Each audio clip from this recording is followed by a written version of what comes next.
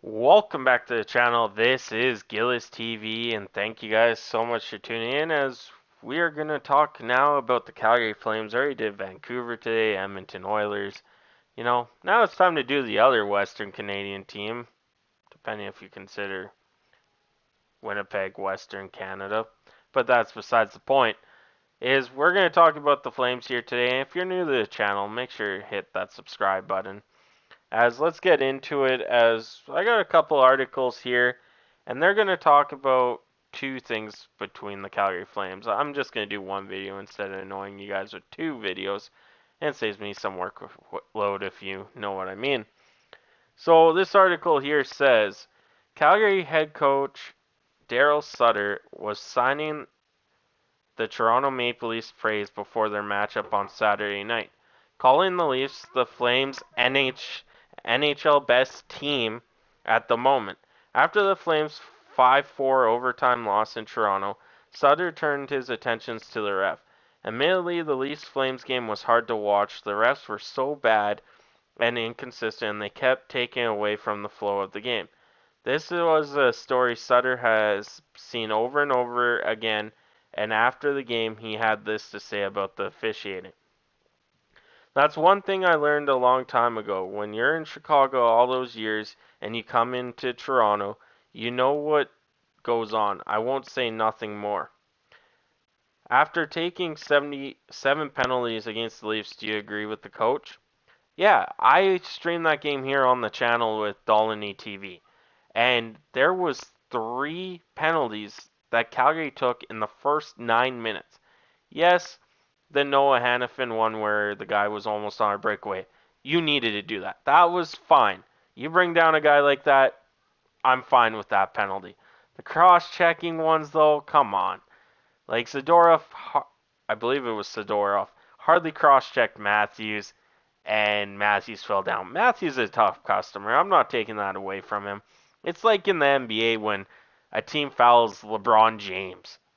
I'm sorry, LeBron James flops a lot, and I'm not saying Matthews did there, but hey, no. But that's the thing with Matthews is he kind of went down weaker than most would on a cross check there. And hey, I'm not saying he purposely did it, but it was weaker than what it should have been. But the penalties in that game were atrocious. The rest were just, hey, we're giving a penalty, hey, here. And I've seen that with refs in Toronto for sure.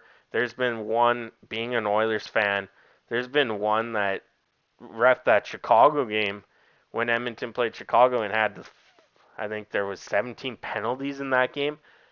Come on, I know you guys want to keep the game clean, but at the same time, let the game flow.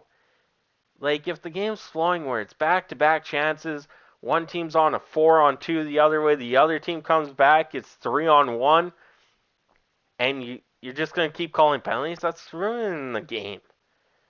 Like refs need to step it up here and know, okay, hey, the game's going. That was a 50-50 call. I'm not gonna call it.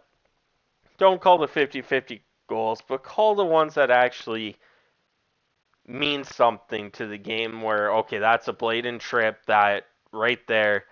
The guy got hauled down trying to go for a breakaway. That's 2 minutes in the box for holding, tripping, whatever. But enough about the refs here today. As you know, I said there's two parts to this video, and one thing I came across was the Oilers and Puljujärvi being their top trade candidate. Well, they did mention the Calgary Flames here too, as you might be like, who on Calgary is their top trade candidate? You might say Milan Lucic.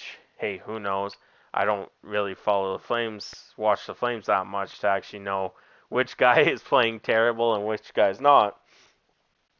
But the article states the Calgary Flames have been struggling to hold a playoff spot this season as they have taken a step back from their dominant 2021-22 season. That's understandable considering they lost their top 2 point getters and had to make some big changes in bringing in Jonathan Huberdeau and Nazem Kadri alongside with Mackenzie Weegar. The team is still adjusting to big changes and may never be the same dominant team they were last season with Gaudreau and Tkachuk, but by no means are they a bad team.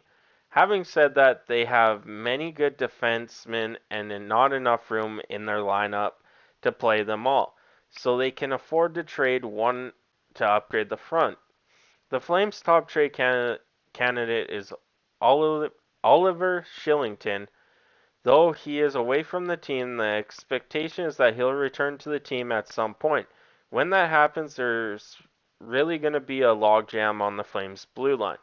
Shillington had a breakout season last season and has some solid trade value considering he's only 25 and has a cap hit of 2.5 million and is under contract through next season.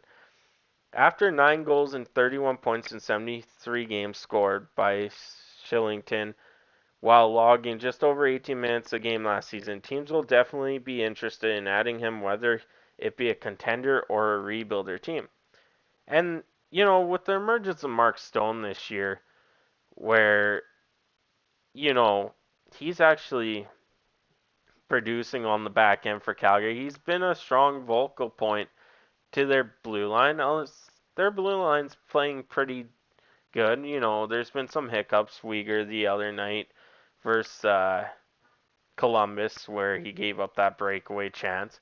But hey, things happen. I almost swore there, but things happen when it comes down to it. And Shillington is a solid player. He has 47 points in 168 games and is a plus 30. And the Flames could actually get a really good chunk back for him. It said he has a $2.5 million salary cap. He is a solid second line D man, third line D man, where, yeah, the Flames could turn it. Hey, you want him? He has a really solid salary cap of 2.5 for this year and next year.